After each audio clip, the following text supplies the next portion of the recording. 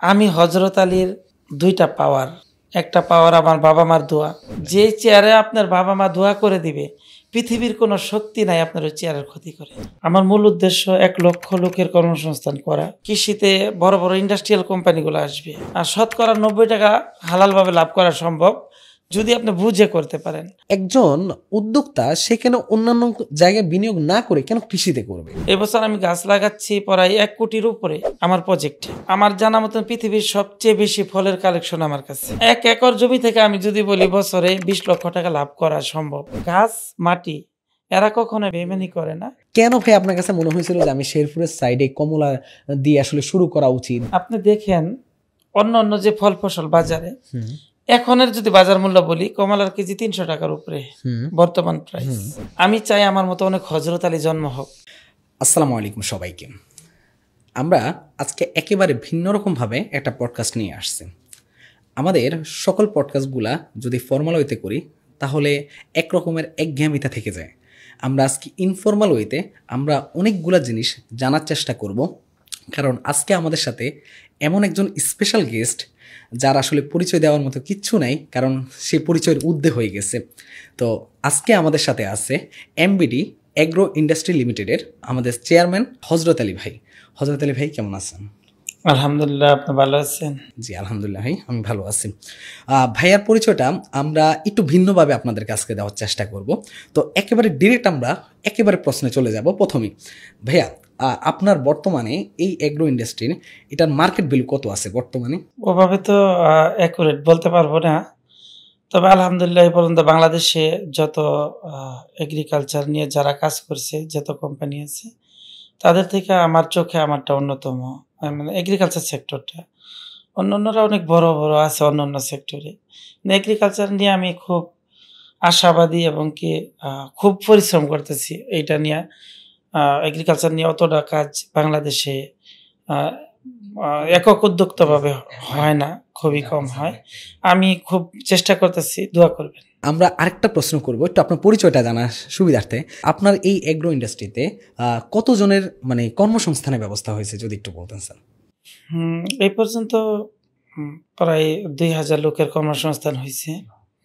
আর আমার অন্য ব্যবসা আছে, সব মিলায় যে মানুষের কর্মসংস্থানগুলো হয়েছে, আমার মূল উদ্দেশ্য ১ লক্ষ লোকের কর্মসংস্থান করা, বাকিটা আল্লাহ যেভাবে ফয়সালা করে। আচ্ছা, এখান থেকে একটা বড় বিষয় একটু বলি, সেটা হলো যে একেবারে শূন্য থেকে উঠে আসা হযরত আলী ভাইয়ের স্ট্রাগলের গল্প আমরা সবাই কম বেশি জানি। এতটা আসলে স্ট্রাগল করে আজ এমন একটা অবস্থায় যেখানে ২,০০০ মানুষ অলরেডি কাজ করতেছে এবং সামনে ১ লক্ষ মানুষ, যেটা আসলে আমরা কল্পনার বাইরে চিন্তা করলে।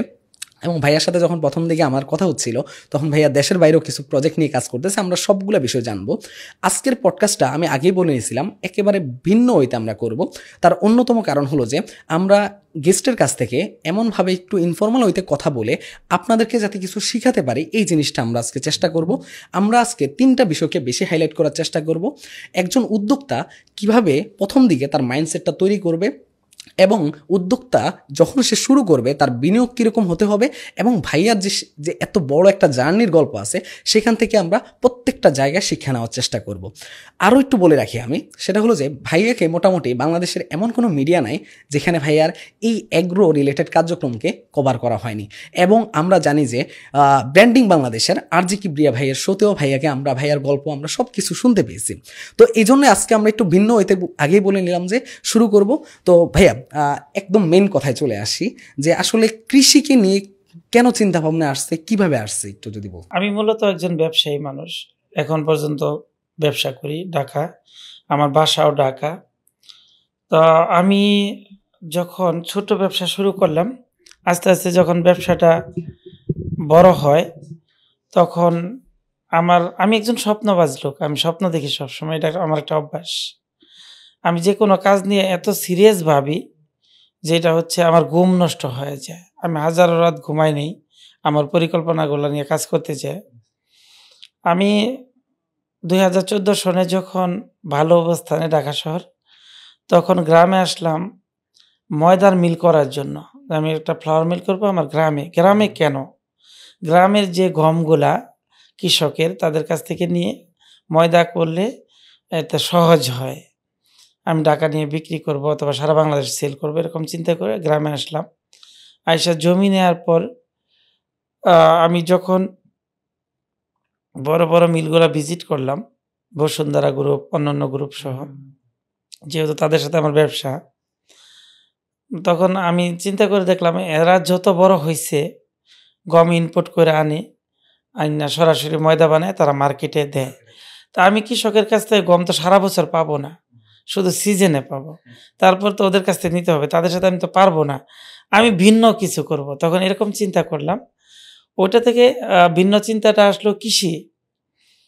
তো কৃষি ইউটিউবে শাইখ সিরাজ স্যারের অনুষ্ঠান সহ বিভিন্ন অনুষ্ঠানগুলা দেখার পর আমার কাছে মনে হইলো আমি কৃষিটা নিয়ে চিন্তা করতে পারি। পরে কৃষিটা নিয়ে খুব বেশি চিন্তা করলাম। কৃষিটা নিয়া খুব ঘাটাঘাটি কইরা বাংলাদেশের যত জেলা আছে আমি গেলাম। যাই দেখলাম বিভিন্ন জেলায় কোথায় কি করা হয়, কিভাবে করা হয়, উন্নত রাষ্ট্রগুলা কিভাবে করে। এগুলা দেখার পর আমার কাছে মনে হইলো যে কৃষিটা নিয়ে খুব ভালো ভবিষ্যৎ আছে। কৃষি এমন একটা সেক্টর, এইটা থেকে আপনি সবকিছু করতে পারবেন।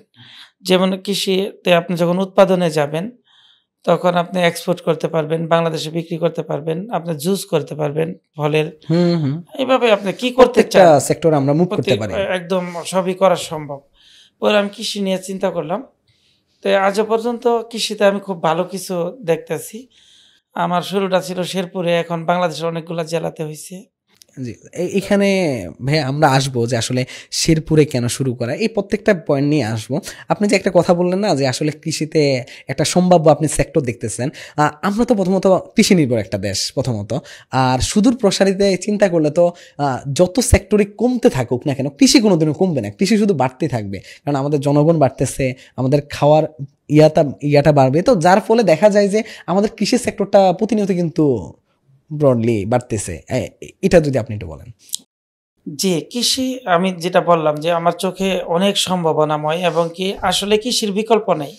আমরা দিন শেষে যত টাকাই থাক আমাদের উৎপাদন ঠিক না থাকলে আমরা খেতে পারবো না। তো কৃষিতে সুখবরও আছে। সুখবর আমাদের যেমন পৃথিবীর অন্যান্য রাষ্ট্রে ২-৪ টা ফল ফসল ভালো হয়, অন্যগুলা হয় না। তা আমাদের বাংলাদেশে এমন কোনো ফল ফসল আমি পাইনি যে খুব খারাপ হয়। ২-১ টা ফসল বাদে। ২-১ টা ফসল যেমন উল্লেখযোগ্য, যেমন আপেল আছে। আপেল আমাদের বাংলাদেশে খুব একটা ভালো হওয়া সম্ভব না, কেননা আমাদের ওয়েদারটা অত ঠান্ডা পড়ে না, ওরা ঠান্ডা চায়। এছাড়া আমার চোখে সবই হচ্ছে। আরেকটা জিনিস নিয়ে আমি খুব স্বপ্ন দেখতাম, আশাবাদী ছিলাম যে একসময় কৃষিটা আমাদের শিল্প আকারে আসবে। কৃষিতে বড় বড় ইন্ডাস্ট্রিয়াল কোম্পানিগুলো আসবে। অলরেডি আসতেছে, আমাদের হাত ধরেই আসতেছে, আমরা করে দিচ্ছি। যেমন স্কয়ার গ্রুপও কৃষি নিয়ে কাজ করতেছে, মেঘনা গ্রুপ কৃষি নিয়ে কাজ করতেছে। এরকম প্রায় অনেক গ্রুপ অফ কোম্পানি, আমি কয়টার নাম বলবো, সবাই আসতেছে। এগুলাতে আমার যখন ডাক দেয়, আমার এত ব্যস্ততা সত্ত্বেও কৃষির কোনো বিষয় হলে আমি যাই, যে ওই কাজগুলা করে দেওয়ার চেষ্টা করি যেন কৃষিটা আমাদের। আপনি যে বললেন যে ব্যস্ততার কথা, আমি যদি একটু বলি ভাইয়া, আপনাকে আমার একটা দিন রিচ করতে হলে এতবার যে কল দেওয়া লাগতো, তাও আপনাকে আমি রিচ করতে ঠিক মতো পারতাম না। তো আসলে ব্যস্ততা এত বেশি, এখন আসলে কি নিয়ে কাজ চলতেছে মেইনলি আপনার ফার্মের মধ্যে, যদি একটু বলতেন। জি, আমি তো বললাম আপনাকে যে আমি মূলত ব্যবসায়ী মানুষ, ঢাকা শহরে আমার ব্যবসা। পাশাপাশি কৃষিটা আমি এত বড় করছি, মানে আমার লেগে অনেক বড় হয়ে গেছে। বড় বড়দের লেগে হয়তো ছোট হবে।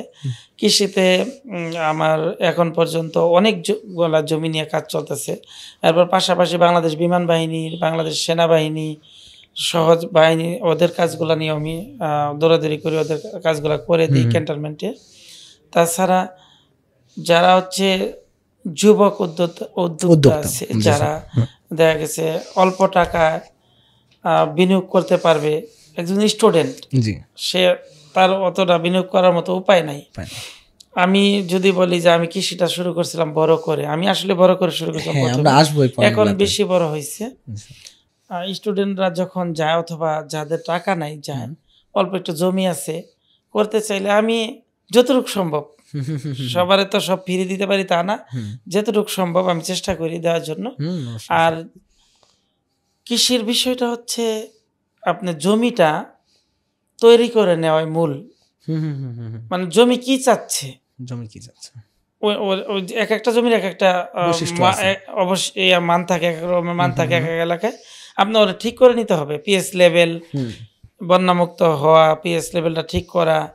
ওখানে আপনি জমিতে আ কেউ অনেকেই বলে যে এই জমিতে এটা হবে না, ওই জমিতে ওইটা হবে না। এরকম না এরকম বিষয়টা। বিষয় না। আপনি ওই জমিতে যা, যা কম আছে ওইটা পুরা করে দিবেন। যা, যা বেশি আছে ওটা কমায় দিতে হবে। তাহলে এটা এইটা আমি স্ট্যান্ডার্ড লেভেল আমরা চলে ওইভাবে আসবে। শিখাই। আর কৃষি যদি আপনি বুঝে করেন, একমাত্র বাংলাদেশে আমার চোখে কৃষিতে শতকরা ৯০% হালালভাবে লাভ করা সম্ভব, যদি আপনি বুঝে করতে পারেন। আর না বুঝে করলে পুরোটা লস হওয়ার সম্ভাবনাও আছে। আচ্ছা, এখানে একটা মজার বিষয় হলো যে ওই যে একটা কথা বললাম না যে শূন্য থেকে আসলে উঠে আসা। এখানে ভাই একটা কথা বলছিল যে আসলে পরিকল্পনাটা হলো একটা বড় বিষয়। আর যদি পরিকল্পনা এবং সৎভাবে যদি আসলে লেগে থাকা যায়, আমার কাছে মনে হয় যে যার ফলে আজকে আমরা আপনাকে এই জায়গায় দেখতে পাচ্ছি ভাইয়া। এটা কি আপনি মনে করেন কিনা আসলে? অবশ্যই আপনার যখন পরিকল্পনা করবেন, আপনি একটা জিনিস বলি, যদি আপনার একটা ছেলেকে আপনার টার্গেট থাকে যে আমি তাকে একদম বিসিএস ক্যাডার পর্যন্ত নিয়ে যাব, ওর তো ওইভাবে গড়তে হবে। ফল ফসল জিনিসটা এরকম, তার ভাষা আপনাকে বুঝতে হবে। তাই তার ভাষা আমি কীভাবে বুঝবো? যখন তার সাথে আপনার সম্পর্ক গড়বেন, হুম, হুম, হুম। তখন আপনি তার ভাষা বুঝতে পারবেন। আর যদি সম্পর্ক না করতে পারেন, বুঝতে পারবেন না। আমি যখন প্রথম কৃষিতে আসলাম, কৃষিতে এতটাই পরিশ্রম একটা কৃষকের, আমি চিন্তা করলাম কিভাবে সম্ভব ফসল ফলানো। যখন আমি শুরু করছি নিজে ফাইনালি, তখন বুঝতে পারছি কিভাবে সম্ভব। যদি আপনি প্রশ্ন করেন যে কিভাবে সম্ভব, হুম, সম্ভবটা এইভাবে, আপনি যখন ফসলের দিকে একটা মায়া জন্মাবে আপনার, হুম, তার প্রতি একটা ভালোবাসা জন্মাবে, হুম, তখন আপনার প্রতি আর খেয়াল থাকে না যে মা মা একদম। যেরকম বাচ্চাকে বড় করতে গেলে মার শরীরে ময়লা লাগলো বাচ্চার শরীরে লাগতে দেয় না। আপনার ঠিক ফসলের সাথে এরকম সম্পর্ক করতে হবে যে ও কখন কি চাচ্ছে, হ্যাঁ, একেবারে নিজের সন্তানের মতো করে নিজের কেয়ার করা। সন্তানের মতো তাকে আপনার ভালোবাসতে হবে। আর গাছ, মাটি, এরা কখনোই বেইমানি বেইমানি করে করে না। না। এক্সাক্টলি। তারা কখনোই আপনার ঠকাবে না, যদি আপনি তাকে পরিচর্যাটা করেন। এখানে আমরা সবাই কম বেশি আপনার যেহেতু এত জায়গায় আপনাকে নিয়ে সংবাদ প্রচার থেকে শুরু করে সবকিছু সবাই কম বেশি আপনার সম্বন্ধে অনেকটা জানে। আপনি যে এই যে একেবারে প্রথমে আসলে কৃষিতে যখন ইনভেস্টমেন্ট করা হয়েছিল, বা আমরা যদি জানি যে সেটা হলো 5 কোটি টাকা দিয়ে আপনার আসলে যাত্রাটা শুরু, একেবারে তো আসলে সবার পক্ষে তো আসলে একজন উদ্যোক্তা যখন শুরু করে তার পক্ষে তো আসলে এটা সম্ভব হয় না। তো আপনি আসলে আপনার জায়গা থেকে একটু যদি বলতেন যে আসলে একজন শুরু করবে কিভাবে, তার মাইন্ডসেটটা কি রেখে সে আসলে কৃষিতে আসবে, একটু যদি বলতেন। আপনি সুন্দর একটা প্রশ্ন করছেন। আসলে অনেকের ধারণা আমি অনেক বড় করে শুরু করছি। তো আমি যখন আমার প্রথম ব্যবসা শুরু করি, তখন তো শূন্য হাতে বলা শূন্য চলে, হাতে তাই না? একেবারে, জি। তো পরবর্তীতে যখন আমি যেহেতু ময়দার মিল করতে আসছিলাম, তার মানে তখন কিছু টাকা ছিল। হ্যাঁ। আর বিভিন্নভাবে টাকা আমি আরো কিছু নিয়ে একটু বড় করে শুরু করি। তো শুরুটা যদিও ৫ কোটি পুরা ছিল না, আর কম ছিল। প্রথম বছরে যে ইনকামটা আসছিল, আমি যেটা করি, আপনি দেখেন আমরা মাল্টা কমলা বাগান নামে আমার বাগানগুলা হুম, পরিচিত। কিন্তু মাল্টা কমলা যখন লাগাবেন ১৪ ফিট দূরে, দূরে একটা গাছ হয়। হুম, ১৪ ফিট মানে অনেক জায়গা। অনেক জায়গা। একটা রুমের মাপ ১০-১২ ফিট হলে একটা রুম হ্যাঁ, হয়ে রূপ যায়। হয়ে যায়। তো এর ফাঁকে আমরা বিভিন্ন ফল ফসল দিয়েছিলাম। হ্যাঁ। যেটা হচ্ছে, যেমন এখন যে আমি ফসলগুলা করতেছি এই বছর, হুম। এই বছর আমি গাছ লাগাচ্ছি প্রায় ১ কোটির উপরে আমার প্রজেক্টে। আচ্ছা, আচ্ছা, আচ্ছা, আচ্ছা। এর মধ্যে সাথী ফসল হচ্ছে আমাদের ৪২ লক্ষ। আচ্ছা, আচ্ছা, জি। সাথী ফসলটা হচ্ছে, এবার আমরা তরমুজ দিচ্ছি।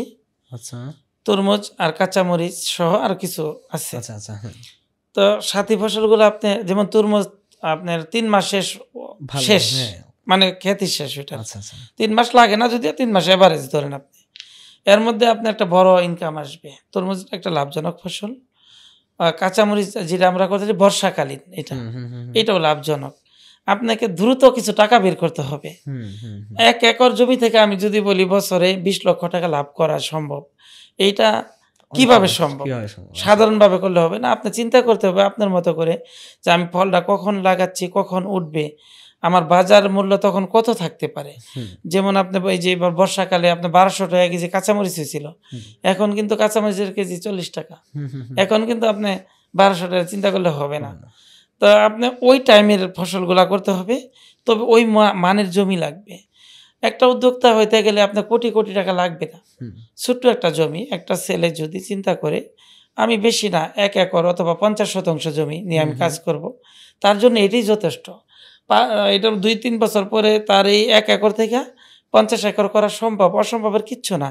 যদি সুন্দরভাবে সে গুছায় করে নিজের মতো করে ওই ফসলটারে ভালোবাসতে পারে।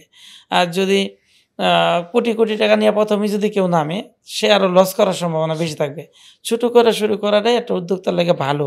আর যারা বড়, বড় শিল্প প্রতিষ্ঠান, বড়, বড় টাকা-পয়সা আছে, তারা গবেষণা করে বড় করে করাই ভালো। তাদের জন্য আবার ছোট ভালো ছোট না। হবে। এখানে একটা পয়েন্ট আসে যে পরিকল্পনা।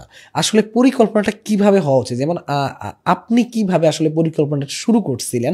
আর একজন ছোট্ট উদ্যোক্তার আসলে পরিকল্পনা কেমন হওয়া উচিত যদি একটু বলতেন? পরিকল্পনার বিষয়টা হচ্ছে ১ম এই আপনাকে বুঝতে হবে আপনি কি করতে চাচ্ছেন। হ্যাঁ। একেকজনের তো একটা সাবজেক্ট। হুম, আপনার যদি ভালো লাগে যেমন কারো মাছ ভালো লাগতে পারে, কারো গাছ নিয়ে কাজ করা ভালো লাগতে হুম, পারে। বিভিন্ন দিক হুম, আছে। এখন আপনি যেটা নিয়ে শুরু করবেন এইটা আপনি আগে ভালোভাবে বুঝতে হবে। হুম। বা ভালোভাবে বুঝতে হলে ভালো, ভালো যে খামারগুলো আছে সেগুলো ভিজিট ওগুলো করা আপনাকে লাগবে। ভিজিট করতে হবে। হুম, দেখতে হবে, বুঝতে হবে। আপনি ওইটা ধ্যান-জ্ঞান ওটার উপর হইতে হবে। অবশ্যই। হুম? মানে ফুল আমি ডেডিকেশন যতক্ষণ আমরা ওখানে বন্ধুদের নিয়ে আড্ডা মারতাম তখনও এটা নিয়ে চিন্তা করতে হবে। আমি খেতে বসছি তাও আমার ওইটা নিয়ে চিন্তা করতে হবে। আমি ঘুমাইতে গেছি তাও ওইটা নিয়ে চিন্তা করতে হবে। এতে করে আমার ঘুম নষ্ট হয়ে যেতে পারে। যেমন মানে আমার কথা স্বপ্নবাজ। বলি আমি। জি। আমি এটা এগুলো নিয়ে যখন ভাবতাম তখন দেখতাম রাতে ৩টা বাইজা গেছে। ইরে আমি তো এখনো ভাবতাছি। আমি এখন ঘুমাইতে হবে। সকাল তো উঠতে হবে হুম, আমাকে। হুম, হুম, আমার হুম, তো বাস্তবায়ন করতে হবে। হুম। ৩টা বাজে আবার দেখি ফজর আজান দিয়ে দিছে। আমি ওই জায়গাতেই আছি। আমি আর বের হতে পারি নাই, ঘুমাইতেও পারি নাই। তখন ফজর নামাজ পড়ে আমি মূল বাস্তবায়নে চলে গেছি। আমি আর ঘুমাই নাই। এইটাই হচ্ছে এটাই আসলে পরিকল্পনা। এক্সাক্টলি। আর আপনি যদি এটা নিয়ে খুব একটা ভাবেন, হয়তো একটু ভুল হতে পারে ১ম এই। আবার কেন ভুল হইল? সেখান থেকে আমি শিক্ষা রাস্তা নিয়ে। দিয়ে হাঁটতে যেয়ে পড়ে গেছি কোনো কারণে। হুম, আমি ওখান থেকে উঠে দাঁড়াবো। আমি কেন পড়ে গেলাম? আমি যেন ভবিষ্যতে আর পড়ে না যাই, এটা আমার খেয়াল রাখতে হবে। হুম। আমি পড়ে গেছি এর লাগি এই রাস্তা দিয়ে আর কোনোদিন যাবো না তা না। আচ্ছা, অবশ্যই। হ্যাঁ? পৃথিবীর কোনো উদ্যোক্তা আপনি দেখেন যারা সফল মানুষ পৃথিবীর, আমি যতটুকু দেখছি, তারা কেউই অনেক টাকা নিয়ে শুরু করতে পারে নাই। হুম, অবশ্যই, অবশ্যই। তাদের শুরুটা 0 ছিল, শূন্য ছিল, ছোট ছিল। তারা আজকে অনেক উপরে উঠছে। আ আ আমরা আপনার উদাহরণও তো দিতে পারি যে আপনি একেবারে খাওয়ার অভাবে বাসা থেকে বের হয়ে এসে ঢাকা থেকে এই যে আজ এত কিছু আমরা আপনাকে দেখতে পাচ্ছি এবং সামনে যে আসলে এত মানুষ একটা প্রজেক্টে ১,০০,০০০ মানুষের কর্মসংস্থান এটা আসলে চিন্তার বাইরে। যেটা আসলে আপনার কাছ থেকে হয়তোবা আমরা এটা দেখব ইনশাআল্লাহ সামনে। এটা আমরা বিশ্বাস করি। কারণ আমরা কৃষিকে ওন করি, কৃষিকে আমরা ভালোবাসি। তো কৃষি নিয়ে যারা কাজ করতেছে এটা তার আরো এত বড় প্রজেক্ট মানে আমরা আপনাকে নিয়ে আসলে গর্বিত হইয়া। এটা হলো মেইন কথা। জি ভাই আপনি শুরু করুন।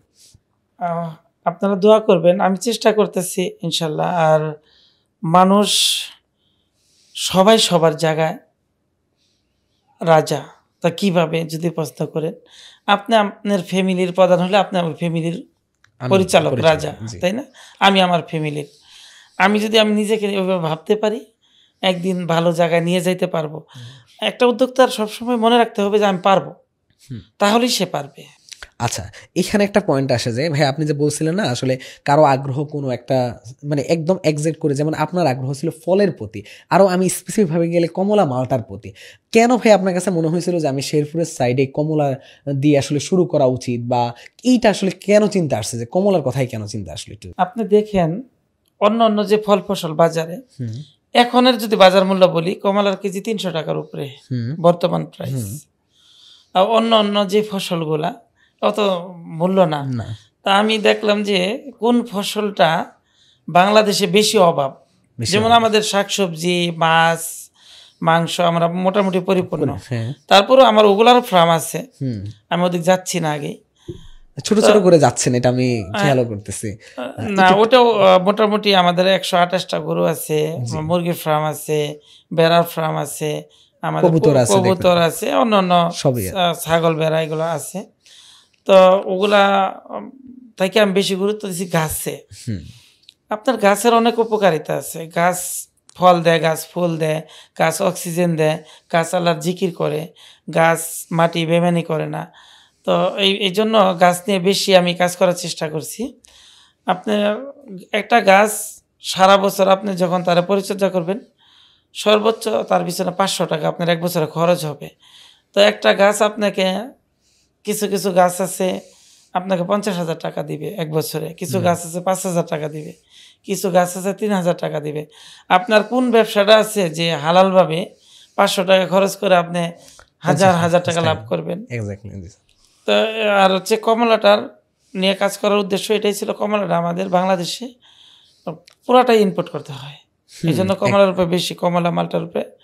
আপনার হাত ধরে আমার ধারণা কমলার অভাবটা অনেকটাই গুছিয়ে যাচ্ছে, কারণ এত পরিমাণ কমলা আপনারা উৎপাদন করতেছেন এবং আলহামদুলিল্লাহ আমার ধারণা আপনাদের কমলা মোটামুটি এখানে আমার একটা জানার ইচ্ছা আছে, কমলা কি আপনারা কি বাইরে কোনো দেশে পাঠানোর এমন কোনো ব্যবস্থা আছে কিনা বা করা হচ্ছে কিনা? আপনি দেখেন আমাদের বাংলাদেশে এখনো আমরা ফল ইম্পোর্ট করতে হয়। তো যে জিনিসটা আমাদের ইম্পোর্ট করতে হয় সেটা দিয়ে আমরা এক্সপোর্টের চিন্তা কেন করব? অবশ্যই আমরা এটা নিয়ে করতেছি না। এক্সপোর্ট হচ্ছে আমাদের কিছু পণ্য, আমাদের এমবিডি এগ্রো ইন্ডাস্ট্রির প্রাইভেট লিমিটেডের কিছু পণ্য যাচ্ছে দুবাই। সেটা হচ্ছে গাছের চারা আর জৈব সার। আপনি শুনলে খুশি হবেন, বাংলাদেশে সবচেয়ে বেশি জৈব সার উৎপাদন আমার কোম্পানি করে এবং ইন্টারন্যাশনাল মানের করে, এবং আমরা খুবই অল্প প্রাইজে বাংলাদেশে দিচ্ছি। এটা বাংলাদেশের মাটির মান আমাদের নষ্ট হয়ে যাচ্ছে, এইটার মানটা যেন ঠিক থাকে। এই জন্য বছরে আমাদের 1 থেকে 1.5 লক্ষ মেট্রিক টন জৈব উৎপাদনে আমরা গেছি। এতে করে আমার নিজের যা লাগে আর বাকিটা বাইরে বিক্রি হয়। মানে এটা আসলে আমরা বাংলাদেশে সবচেয়ে বেশি ফলের চারা উৎপাদন করি, যেটা হচ্ছে বাংলাদেশে প্লাস হচ্ছে বাইরে যাচ্ছে। আচ্ছা, এখানে একটা পয়েন্ট আসে যে আসলে আপনি তো চাইলে তো শুধু ফল নিয়ে থাকতে পারতেন, কেন ফলের সাথে চারাগুলাগু কেন আসলে আপনার ফার্মের মধ্যে রাখছেন? এটা এখানে একটা কষ্টের কথা আছে। আমি যখন ফল নিয়ে কাজ শুরু করলাম, বাংলাদেশ প্লাস বাহির থেকে চারা আনছি। পৃথিবীর 78টা দেশ থেকে এই পর্যন্ত আমার গাছের ছায়া আসছে। সেটা আমি সব দেশে গিয়েছি, কিনে আনছি তা না। প্রবাসী ভাইয়েরা ফোন দেয় আমারে, ফোন দিয়া বলে যে উপহার দিতে চায়। তখন আমি তাদের কাছ থেকে গাছের ছায়ান উপহার নিই, যে ওই দেশে কোনটা ভালো হয় এটা নেই। প্রথম যখন শুরু করলাম তখন আমার শুরুতে কিছু হোঁচট খাইছি আমি গাছের জাতের মান নিয়ে। গাছের যে জাতগুলা বলে দিছে এগুলা নার্সারিওয়ালারা সবগুলা ভালো জাত ছিল না। আমি এক পর্যায়ে মনে কষ্ট নিয়ে বাংলাদেশ ফল গবেষণায় বাবুল চন্দ্র স্যার সরকারের কাছে গেলাম। স্যার আমাকে বলল যে আপনি চারা করা শুরু করেন ভালো ভালো জাত থেকে। আমি বললাম স্যার আমি তো ব্যবসায়ী মানুষ, আমি চারা করাটা কেমন দেখা আর আমি কিভাবে কি করব, আমার তো পরিচর্যার একটা বিষয় আছে। স্যার বললো এটা ছোটো করে দেখেন না, আপনি এটা সেবামূলক হিসেবে নেন, আপনারও উপকার হইলেও দেশের উপকার হবে যদি আপনি এটা পারেন। পরে আমি নিজে চারা করা শুরু করলাম, ওখান থেকে আমি বেশি ভলিউমে চারা শুরু করলাম। এই হচ্ছে চারার বিষয়। আর আমি যখন দেখলাম শুধু রাসায়নিক সারে মাটির মান নষ্ট হয়ে যাচ্ছে, তখন জৈব নিয়ে কাজ শুরু করলাম। এই জৈবটা অনেক বিগ ভলিউমে আমরা শুরু করলাম। এখানে আমি ওই যে একটা পয়েন্টে আসলে ফিরে যাই, সেটা হলো যে কমলার কথা যেখানে ছিলাম আসলে। তো আপনি আসলে ভাইয়া যে শেরপুরের দিকে কমলা, যেখানে আমরা আসলে দেখি যে শেরপুরের মাটিগুলো একটু উঁচু লেভেলে থাকে, তো এই দিকটা কি চিন্তা করছিলেন কিনা আপনি? আর হলো যে একজন যখন উদ্যোক্তা শুরু করবে, সে আসলে তার আশেপাশে যে জমি আছে সে আসলে কিভাবে বুঝবে যে আসলে আমি এই জমিতে এইটা চাষ করলে ভালো হবে, বা এই যে আপনি যেমনটা শেরপুরে আজ কমলার মাধ্যমে অনেকটাই প্রসার ঘটাতে পারছেন, কিন্তু একজন উদ্যোক্তা তো সে আসলে বুঝেই উঠতে পারে না আসলে আমি এখানে কোনটা করলে ভালো হবে, বা সে হুঁচট খেলো তারপর সে কি করবে, এটা একটু যদি বলেন। ওকে, হ্যাঁ এটা একটা ভালো প্রশ্ন করছেন। যদিও আমি এটা একটু আগে বলে গেছি, তারপর আবার বলি। আপনি অবশ্যই উঁচু জমি হইতে হবে, বন্যামুক্ত। শুধু বন্যামুক্ত হইলেই হবে না, ওইখানে যেন বৃষ্টির পানি জমে না থাকে। বৃষ্টির 7 দিন হোক একটা সমস্যা নেই, কিন্তু বৃষ্টির শেষে যেন পানিটা চলে যায়, এটা খেয়াল রাখতে হবে। আর মাটির বিষয় যেটা বললাম, মাটিতে কি কি কম আছে খাদ্য, এটা আমরা পুরা করে দিব। তাহলে একটা উদ্যোক্তা কিভাবে বুঝবে, তাই না? আমার কাছে আসলে আমি কোনো ফি নেই না, আমি জাপান থেকে মেশিন নিয়ে আসছি, আমি ওগুলা মাইপা দেখি। এরপরে যেখানে আপনাদের মাটির সয়েল টেস্ট, মাটি পরীক্ষা করা হয় আর কি, বিভিন্ন প্রতিষ্ঠান আছে আপনার সরকারিভাবে পরীক্ষা করবে, ওখান থেকে সুপারিশ নিতে পারে। আমার কাছে আসলে আমিও করে দিব, আমার কাছে আসলে কোনো টাকা লাগবে না, আমি বিনামূল্যে সবার এই দিই আর কি, পরামর্শ দিই। প্রয়োজন আমি নিজে যাই, এত কষ্টের মধ্যেও আমি যাই আমি ওটা করে দিই, আমি এতে করে কোনো ফি নেই না। আমার যা লাগে আমি এমনি করে দিই। মানে একজন ছোট উদ্যোক্তা সবভাবে আপনার হেল্প পাবে, এটাই হলো একটা মেইন কথা আমাদের, যেটা আমরা বুঝতে পারতেছি ইনশাল্লাহ। এবং কি জমিতে যা খরচ হবে 1 বছরের মধ্যে ওইটা লাভে চলে আসবে ইনশাল্লাহ। এটা অসম্ভবের কিছু না ইনশাল্লাহ। এখন বর্তমানে আপনার কয়টা ফার্মে আসলে কতগুলো গাছ আছে, এই তো আমি ওভারঅল জানতে চাচ্ছি আসলে কত একর জায়গা নিয়ে কাজ করতেছেন বা সামনে কি কি প্রজেক্ট আছে একটু যদি বলতেন আমাদেরকে। আমাদের 2025 সালের মধ্যে প্রায় 2 কোটি গাছ ছাড়াবে আলহামদুলিল্লাহ। আমার কোম্পানির অনেক গাছ, এর মধ্যে কিছু ছোট ছোট ফসলও আছে, যেমন তরমুজ আছে, ছোট কিছু ফসল সহ 2 কোটি গাছ হবে। আর স্থায়ী গাছ হয়তো 2 কোটি হবে না, একটু কম হবে। এখানে আমার একটা প্রশ্ন ছিল যে ভাইয়া, সেটা হলো যে কত একর জায়গা নিয়ে আসলে করতেছেন আপনি, শেরপুর থেকে শুরু করে মধুপুর থেকে শুরু করে, একটু আমি একটু ওভারঅল আসলে জানতে চাচ্ছি বা মানুষকে জানাতে চাচ্ছি যে আপনি আসলে অনেক বড় বড় প্রজেক্ট নিয়ে কাজ করতেছেন, এটা একটু আসলে। এখন তো আমাদের প্রায় 3000 একর প্লাস হয়ে গেছে, মানে 10,000 বিঘা প্লাস হয়ে গেছে জমির পরিমাণ, লিজের জমি বেশিরভাগ। তো আলহামদুলিল্লাহ জমির সঠিক ব্যবহার করার আমি চেষ্টা করতেছি। আমার প্রজেক্ট ভিজিট করতে পারেন আপনারা, শেরপুর আছে, মধুপুর আছে, রাজেন্দ্রপুর আছে, বিভিন্ন জেলায় এরকম আছে, যেখানেই পাইতেছি আমি ওই জায়গাটার মধ্যে সঠিক কাজে লাগানোর চেষ্টা করতেছি, ওই এলাকার মানুষ যেন উদ্বুদ্ধ হয়। এই জন্য আমার এত পরিশ্রম করা, পাশাপাশি আমার কোম্পানিরও লাভ হচ্ছে, দেশের উপকার হচ্ছে। করোনাকালীন সময়ে যদি আমাদের কৃষিটা স্ট্রং না থাকতো, হয়তো আমরা বড় ধরনের বিপদে পড়তে পারতাম। তো আমাদের কৃষিটা দিন দিন কিন্তু শিল্প আকারে চলে যাচ্ছে, মানুষ বুঝতেছে জমিতে অনেক ভালো কিছু সম্ভব। এটা আমাদের 10 বছর আগেও ধারণা ছিল না, এখন হচ্ছে দিন দিন। আচ্ছা, এখানে ভাই একটা কথা একটু আসলে রুট লেভেলে যাওয়া লাগে, সেটা হলো যে আপনি যখন শুরু করছিলেন, যেহেতু কমলার উপর নির্ভর করছিলেন, এখনো কি আপনার ফার্মটা বা আমাদের যে আপনি যে ফল নিয়ে কাজ করতেছেন সেই কমলার উপরে কি নির্ভর করে আছেন, নাকি আরো অনেক ধরনের ফল নিয়ে কাজ করতেছেন? না, আসলে প্রথমে মালটা কমলাটা আমরা বেশি করছি, এখনো করতেছি, এটা খুব ভালো, এটা অস্বীকার করা যায় না। পাশাপাশি টোটাল আমার জানা মতন পৃথিবীর সবচেয়ে বেশি ফলের কালেকশন আমার কাছে, আমি যতটুকু জানি, এটা আমার জানাটা বললাম। 500 জাত প্লাস আছে আমাদের কাছে গাছ, অনেক রকম জাত নিয়ে কাজ করতেছি। এর মধ্যে বাণিজ্যিক জাত 40টার মতো হবে, বাণিজ্যিকভাবে 40টার মতো জাত হবে। আর বাকিগুলা হচ্ছে আমরা আরও দেখতেছি আরও কী নিয়ে কাজ করা যায়, বাংলাদেশে নতুন নতুন কী নিয়ে কাজ করা যায়, এই আর কি। আপনার থেকে মানে সবচেয়ে বেশি যারা আসলে ছোট উদ্যোক্তা, আমাদের আজকে টপিকটা ভাইয়া মেনলি একজন উদ্যোক্তাকে আমরা উদ্বুদ্ধ করব, সে আসলে উদ্যোক্তাতে হওয়ার জন্য যাতে আগ্রহী হয়। তো এখানে একজন উদ্যোক্তা সবার মানে আপনাকে দেখে সবার আগে যেটা মাথায় আসবে, সে কমলা চাষ করবে, এটা একদম খুবই সাদামাটা কথা। তো সে আসলে কোন জাতটা নিয়ে শুরু করবে, কোন জাত বাংলাদেশে কমলা মিষ্টি হয়, একটু যদি আমাকে কমলা সম্বন্ধে একটু আইডিয়া দিতেন। আচ্ছা, আমি মূলত 21টা কমলার জাত নিয়ে কাজ করছি এই পর্যন্ত।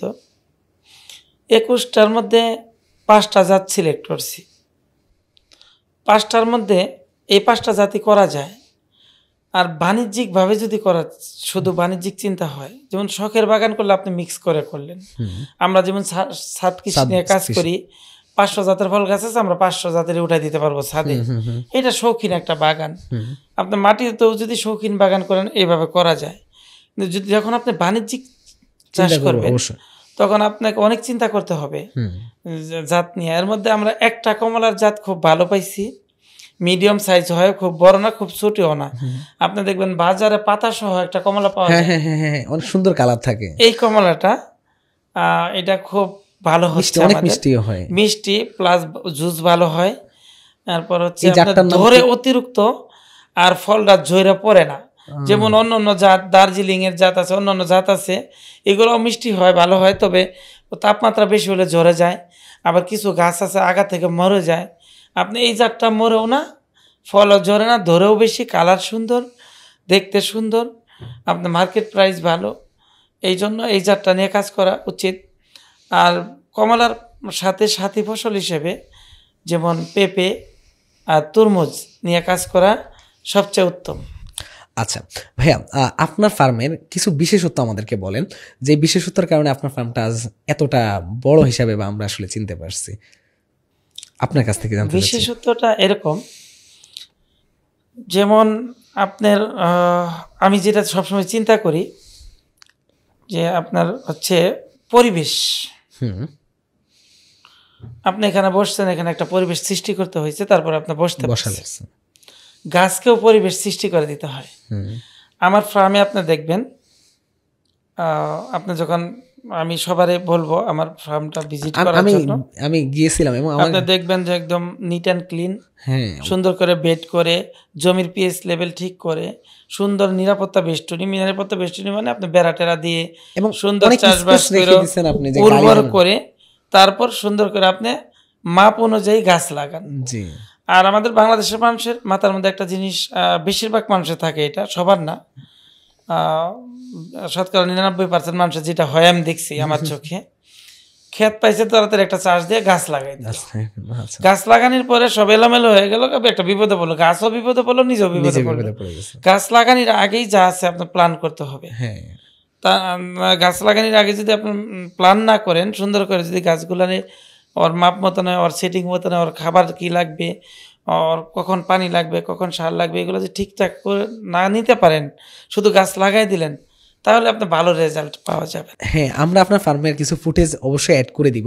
এর সবচেয়ে মজার বিষয় হলো যে আপনার ফার্মে যখন আমি গেছিলাম, এত সুন্দর করে, এত স্পেস নিয়ে জায়গা, হাঁটার জন্য গাড়িও ঢুকতে পারে, একদম খুব সুন্দর করে ঘুরে আসা যায়। তার উপর আবার উপর দিয়ে ছিল আবার আপনার হলো যে আঙ্গুরের চাষ, মানে এমন কোনো জায়গা নাই যেখানে আসলে ফেলে দেওয়ার মতো। এবং আরও মজার বিষয় হলো যে আমি একটা সাইডে গিয়ে দেখলাম যে সেটা হলো যে যারা শ্রমিক আছে তাদের জন্য আপনি একটা ব্যবস্থা রাখছিলেন, পাশে আবার কবুতর, আবার উপরে একটা ব্যবস্থা। মানে আমার ওভারঅল মানে এতটা গুছানো আমি খুবই কম দেখছি। আমি আলহামদুলিল্লাহ মানে অনেক জায়গায় যাওয়া হয়েছে, কিন্তু এতটা গুছানো আমি মানে খুব একটা দেখা হয়নি। এটা, এই প্ল্যানিংটা কেন আসলে একদম প্রপার কেন এটা হয়েছে আসলে? আসলে আপনার ওই বললাম যে গাছের পরিবেশ সৃষ্টি করে দিলাম আমি গাছকে, আমার লেবারদেরও তো আমি পরিবেশ সৃষ্টি করে দিতে হবে সুন্দর করে। কারণ ওরা দিন শেষে কাজ করে, পরিশ্রম করে, তাদের একটা বসার জায়গা, তাদের একটা ভালো ঘুমানোর জায়গা, তাদের রান্নার জায়গাটা সুন্দর করা, তারা যে গোসল করবে, তারা যেন ওই, আমি দেখেন যে আপনি আমার মধুপুর প্রজেক্টে আসলে দেখবেন আরও সুন্দর করা, সব কিছু করা, আপনার পানির ট্যাঙ্ক সব বসানো আছে, কল চাপন যেন না লাগে, ওয়াশরুমগুলো যেন সুন্দর থাকে। দিন শেষে তারা যদি ভালো থাকে, আপনার কাজ ভালো করবে। আর যদি আপনার পরিবেশ তাদের খারাপ হয়, তাদের শরীর অসুস্থ থাকলে আপনার কাজও ভালো হবে না। এই জন্যই সুন্দর করে গুছায় করা। তবে যারা নতুন শুরু করবে তাদের তো অত বড় দরকার নাই, তার মতো করে সে শুরু করুক। পরিবেশ ভালো হলে মন ভালো হয়ে যায়। অবশ্যই। হ্যাঁ, আপনি দেখবেন একটা সুন্দর কাপড় পরে বের হয়েছেন, আপনি চাবেন না যেটা ময়লা লাগবে, তাই না? তা এইটাই হলো পরিবেশ। তা একটা সুন্দর একটা জায়গার মধ্যে আপনি কিন্তু থুতু ফেলবেন না, একটা ময়লা ফেলবেন না, কেন? এটা একটা সুন্দর পরিবেশ। তো প্রত্যেকটা জিনিসের যদি সামর্থ্য থাকে, ওটা সুন্দর করা উচিত। অবশ্যই। আমি যখন গেছিলাম তখন আমি দেখলাম যে আপনার ফার্মের এলাকার মানুষ, আশেপাশে অনেক মানুষ ঘুরতে আসে। এই সিস্টেমটা কি আসলে ঘুরতে যখন আসে তারা ফলগুলা যখন ছিঁড়ে নষ্ট করে, এতে আপনার কি ক্ষতি হয় বলে আমার এটা আসলে প্রশ্ন ছিল, আসলে এখন করার সুযোগ হচ্ছে, এই জন্য আপনাকে আসলে করা, এটা হলো কৌতূহলবশত। বা আপনি আসলে এই সিস্টেমটা কেন রাখছেন যে সবাই ঢুকতে পারে? কোনো ধরনের অনেক জায়গায় আমরা দেখি যে আসলে ঢুকার সময় অনেক ধরনের চার্জ লাগে, বা এগুলো কোনো কিছু নেই, ঢুকবে সে নিজের মতো করে কিছু ছিঁড়েও নেয়। তো এই সিস্টেমটা একটু বলেন। আচ্ছা, এটা কেন করছি? এটা আমার কিছুটা ক্ষতি হয় না তা না, কিন্তু ক্ষতির মধ্যে একটা লাভ আছে। লাভটা হচ্ছে, আমি এক হজরত আলী পারবো না বাংলাদেশটারে উন্নতি করতে। আমি চাই আমার মতো অনেক হজরত আলী জন্ম হোক। আমার মতো হজরত আলী জন্ম হইতে হইলে তারা এটা দেখতে হবে, বুঝতে হবে আসলে কি লাভজনক কিনা, লস হচ্ছে কিনা। তারা যখন দেখে উদ্বুদ্ধ হবে, তারা যখন এই ফল ফসল নিয়ে কাজ করবে, আরেকটা প্রজেক্ট জন্ম হবে, তখন এই দেশের উন্নতি হবে। এটার জন্য আমি নিজের থেকে নিজে একটু কষ্ট হলেও আমি এটা করতে দিচ্ছি। এটা নিয়ে আপনার কোনো বড় প্ল্যানিং আছে কিনা যে আসলে সামনে আমাদের অনেক কিন্তু দেশের বাইরে থেকে ট্যুরিস্ট আসে যারা আসলে ঘুরতে চায়, এরকম কোনো চিন্তা ভাবনা আছে কিনা যে আসলে এটা হওয়া উচিত যে আসলে আমাদের বাংলাদেশে? তো এখন অব্দি এটা এরকম কোনো প্রজেক্ট নিয়ে কাজ হয় না, আপনার কি এরকম কোনো পরিকল্পনা আছে কিনা? অলরেডি এটা নিয়ে আমাদের কাজ শুরু হয়ে গেছে, জমি নেওয়া চলতেছে। ওটা নিজের জমিতে করতে হবে। আমার তো সব বেশিরভাগ লিজের জমি, নিজে কিনতে হবে। তো ওটা কৃষি পর্যটন কেন্দ্র, আমি যেটা করব কৃষি পর্যটন কেন্দ্র। যেমন আমাদের বাংলাদেশের যারা শহরে বাস করে, তাদের ছেলে মেয়েরা গাছকে ভালোভাবে চিনে না। তা আমার প্রজেক্টে 5 থেকে 600 জাতের ফল গাছ থাকবে। ফল টাকা দিয়ে কিনে খাইতে হবে না, যা খাইতে পারে, কিন্তু ভিতরে ওখানে একটা ফি ফি নেওয়া থাকবে অবশ্যই। ফি থাকবে। কিন্তু যত এটা বাইরের কান্ট্রিতে খুবই প্রচলন আছে, যে বাইরের কান্ট্রিতে, ফ্রান্সে আছে, বিভিন্ন ফ্রান্সে দেশে আছে, আছে। হ্যাঁ।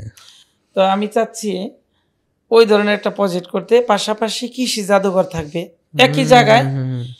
কিছু একটা সাইডে চিড়িয়াখানার মতো থাকবে, মানে একের ভিতরে অনেক কিছু থাকবে। মানে কৃষি জাদুঘর বলতে আপনি বিলুপ্ত হওয়া গাছকে বোঝাচ্ছেন, যেগুলাকে রেখে দিবেন, এরকম কি বিষয়? গাছ তো থাকবেই, যেমন বিলুপ্ত হওয়া আমাদের যে যন্ত্রপাতিগুলো ছিল আগের, যেগুলো আমাদের বাচ্চারা এখন চিনে না, এগুলি থাকবে।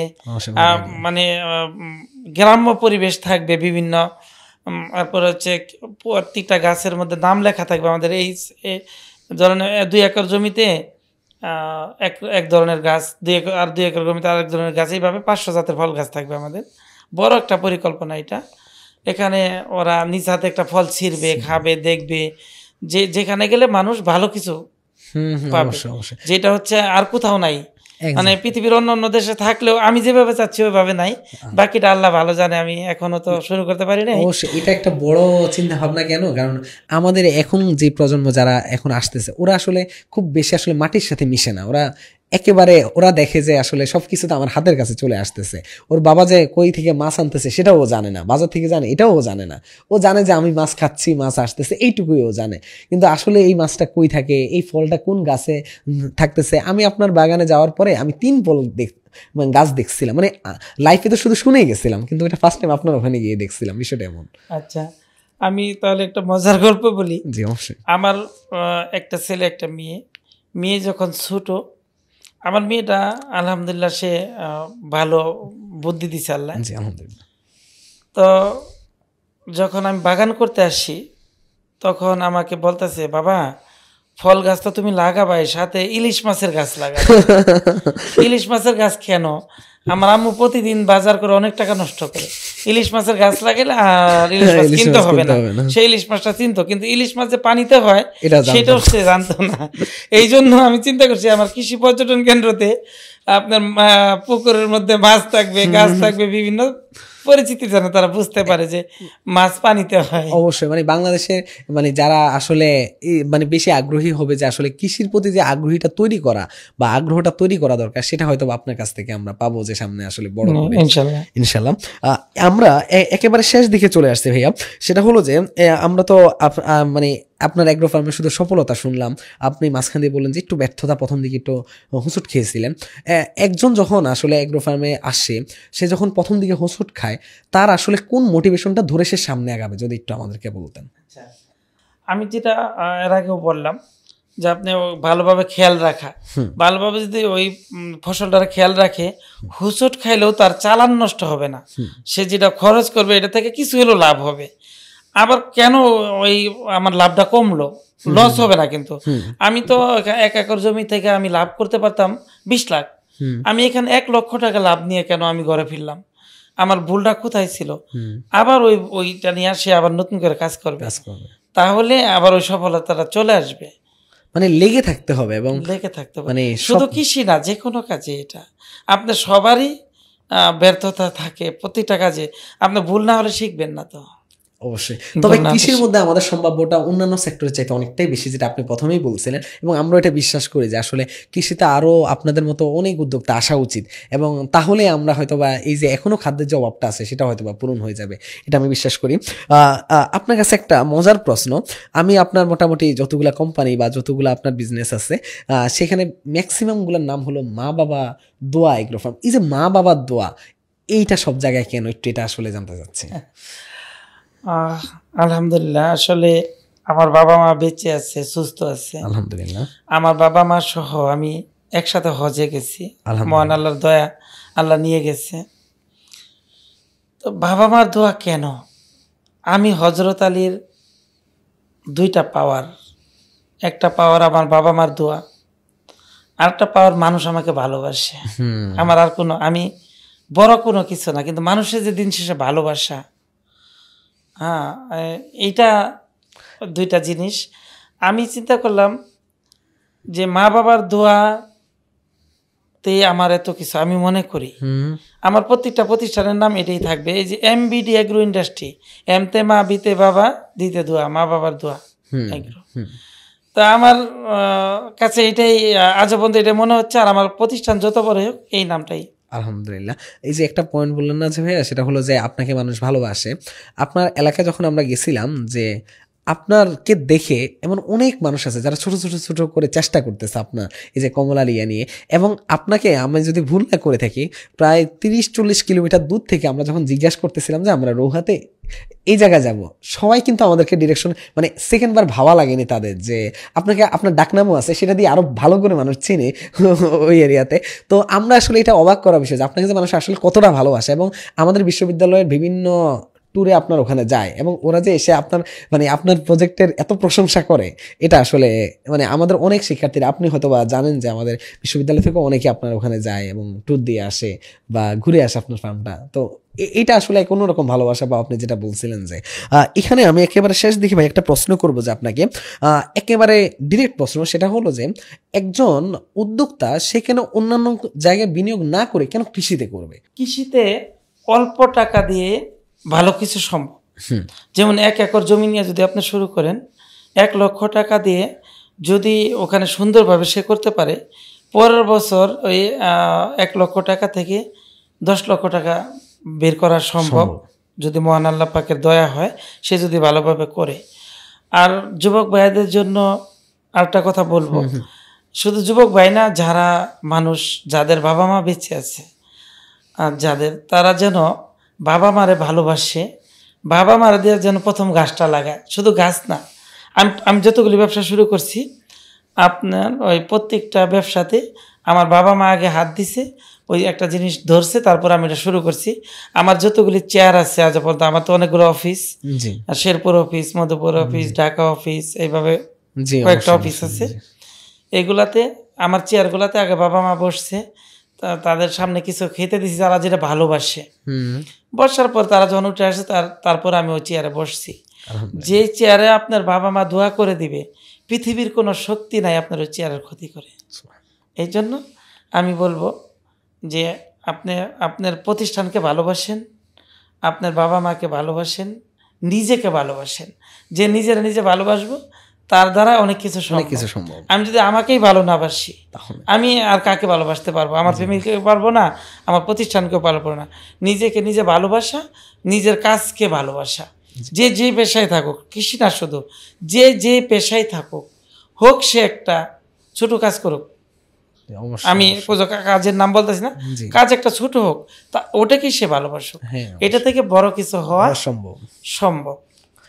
একেবারে যেহেতু এতগুলা কথা আসলো, আমি ইসলামিক দৃষ্টিকোণ থেকে একটা প্রশ্ন করব, সেটা হলো যে রমজান মাস, যেহেতু আমাদের শ্যুটটা এই সময় হচ্ছে, কখন আপলোড হবে আমরা জানি না, কিন্তু রমজান মাসে আমাদের শ্যুটটা হচ্ছে, তো এই জন্য ভাইয়ের কাছে এই প্রশ্নটা। আমাদের ব্যবসার সাথে আমাদের ইসলামিক যে কনসেপ্টটা আছে, এটার সাথে আপনি কোনোভাবে রিলেট করে কাজ করেন কিনা একটু যদি বলতেন। অবশ্যই এটা চেষ্টা করি সব বিষয়ে, তবে আমি এগুলা ওই তুলে ধরি না জি কখনো, আমি অবশ্যই, আমার অবশ্যই। মতো করে জি করি। অবশ্যই। আমি ওইভাবে বলতে চাই না, তবে আমি ইনশাল্লাহ যতটুকু সম্ভব যে কোনো বিষয়, যেমন একটা মেয়ের বিয়ে দিতে পারতেছে না, জি আহ, এটা কা- আমরা কারো আপনার গ্রামে গিয়েও আমরা বুঝতে পারছি যে মানুষকে কি পরিমাণ আপনি সহায়তা করেন। কারো লাশ মাটি দিতে প্রবলেম হচ্ছে কিনা, দেখা গেছে টাকার অর্থের অভাব থাকে, মসজিদ মাদ্রাসা, আমি নিজেও 2টা মাদ্রাসা চালাই। আলহামদুলিল্লাহ, আলহামদুলিল্লাহ। পাশাপাশি আমাদের গ্রামে যে মসজিদটা করে দিছি, মসজিদে প্রতি শুক্রবার যত মুসল্লি হয়, গরুর গোস্ত ডাইল ভাত সারা বছর আলহামদুলিল্লাহ। পেট ভরা খাওয়াই। মাসে একদিন মাহফিল করি, রমজান মাসে ইফতারি আমাদের মসজিদে 30 দিনই হয়। তো এইভাবে যতটুকু আমি পারি। এগুলো আসলে আপনার গ্রামে গেলে মানুষ ভালো মতো বুঝতে পারে যে আপনাকে যে মানুষ আসলে এতটাই ভালোবাসে, যে এই যে প্রত্যেকটা জায়গায় আপনি আল্লাহ আপনাকে দিয়েছে এবং আপনি সেটা মানুষের মাঝে যতটুকু সম্ভব হয় আপনি ছড়িয়ে দিচ্ছেন, এটাই তো আসলে ইসলামের সৌন্দর্য যেটাকে বলা চলে। জি, কিছু দিতে পারা এটা আল্লাহর, সরাসরি আল্লাহর সুন্নত। আমি তো দেওয়ার মালিক না, জি আমি তো আমার রিজিকের মালিক না, তা আমি কিভাবে দেব? যখন দিন শেষে কিছু করতে পারি, তখন আল্লাহর কাছে কৃতজ্ঞতা জানাই যে আল্লাহ, তুমি আমার এতটুকু শক্তি দিছ যে আমি একটা মানুষের কিছু হেল্প করতে পারলাম। এটার জন্য আল্লাহর কাছে কৃতজ্ঞতা জানাই, এটা আল্লাহর দয়া। এটা আমার কোনো বাহাদুরি না, এই জন্য আমি কখনো এগুলো তুলে ধরি নাই। তারপরেও আজকে কথায় কথায় একটু বললাম। আমি সবসময় চিন্তা করি যে আল্লাহ যেন আমার হাত দিয়া কিছু করাই, যেন মানুষের কাছে আল্লাহ আমার হাতটা এইভাবে রাখো, এইভাবে যেন না হয়, আল্লাহর কাছে এটাই দোয়া করি। আর যে যেটা চায় ওইটা কম বেশি আল্লাহ করে দেয়। আল্লাহর কাছে তো কোনো কিছুর অভাব নাই। গাছে ফল কে দেয়? আল্লাহ দেয়, তাই না? আল্লাহ তো বান্দার দিতে চায়, তাহলে একটা কিছুর মাধ্যমে তো দিবে আপনাকে। এই জন্য আমি গাছ নিয়ে কাজ করি, গাছ আমাকে কখনো ধোঁকা দেয় নাই। ভাইয়া আসলে এত ব্যস্ততার মাঝে আপনি আমাদেরকে সময় দিয়েছেন, আমরা অনেকটাই খুশি হয়েছি এবং আপনাকে আসলে লাস্ট অব্দি আমরা পেয়েছি, এতেই আমরা অনেক বেশি খুশি। সবশেষে আরেকবার ধন্যবাদ জানাচ্ছি আপনাকে। আমরা একেবারে শেষ দিকে চলে আসছি। আসলে আজকের এই পডকাস্ট থেকে আমরা প্রত্যেকটা জায়গায় হয়তোবা কিছু না কিছু শিখে যাওয়ার মতো করে হয়তোবা আমরা কথা বলছি এবং আপনারা হয়তোবা একদম শেষ পর্যন্ত আমাদের সাথে ছিলেন। হয়তোবা সামনে এরকম আপনারা হয়তোবা দেখতেছেন যে আমরা এক এক করে যারা আসলে উদ্যোক্তা বা যারা আসলে এই যে আমাদের দেশের জন্য কাজ করে যাচ্ছে, কৃষিকে নিয়ে কাজ করতেছে, আমরা সবাইকে নিয়ে আসতেছি। তো আপনারা সবাই আমাদের সাথে থাকবেন এবং ভাইয়া আবারও ধন্যবাদ। আসসালামু আলাইকুম। ওয়ালাইকুম আসসালাম, আপনাকেও ধন্যবাদ। আর অনেকদিন আসতে চাচ্ছিলাম, সময় হচ্ছিল না, আজকে আসতে পারে, আমারও ভালো লাগতেছে। আপনাদের মাধ্যমে, মিডিয়ার মাধ্যমে মানুষের যে উপকার হচ্ছে এটা অনেক বড়। যেমন আজকে আমি উদ্যোক্তা হয়েছি, এটাও মিডিয়ার অবদান আছে। হ্যাঁ, এই জন্য মিডিয়ার দরকার আছে। তো আপনারা দোয়া করবেন। আর সকল দর্শকদের আমার পক্ষ থেকে আমার প্রজেক্ট ভিজিট দাওয়াত রইল। আপনারা সবাই যখন আসবেন ওখানে থাকা খাবার ব্যবস্থাও আছে, কোনো টাকা পয়সা লাগে না, যে কোনো সময় আসতে পারেন। আমরা লোকেশন আপনারাও যাবেন, হ্যাঁ লোকেশনটা এড করে দিতে পারেন, আমি আপনাকে লোকেশনটা দিয়ে দিব ইনশাল্লাহ। ঠিক আছে, ধন্যবাদ। আসসালামু আলাইকুম। ওয়ালাইকুম আসসালাম।